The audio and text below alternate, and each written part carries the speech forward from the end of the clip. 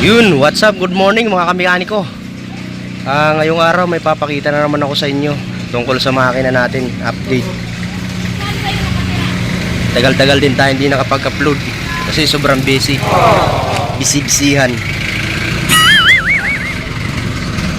Itong papakita ko pala sa inyo is pag nag-overhaul kayo, check nyo lagi yung gasket nyo kung tama yung sukat ng bilog ng piston.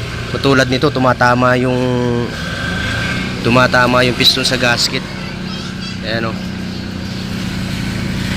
o, hindi siya perfect circle, hindi siya sakto. Ayan o, kung mapapansin nyo, kasi pag tinanggal nyo siya, ayan o, ito parang yung dito nya o, ayan o, yung dito nya o, tinatamaan ng piston.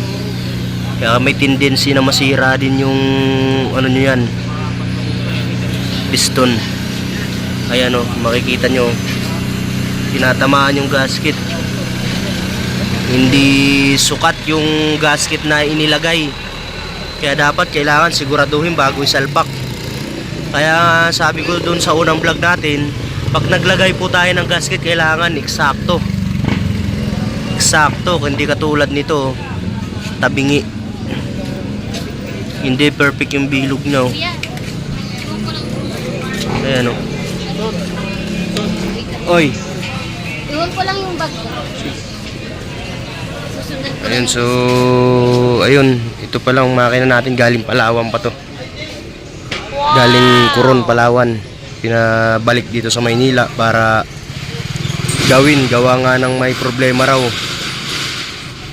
Tsaka i-check na rin namin, overhaulin na rin namin kasi yun na rin umikot oh. Ayun na rin umikot, baka mamaya nagkatama yung mga bearing niya sa loob. Baka nanikit.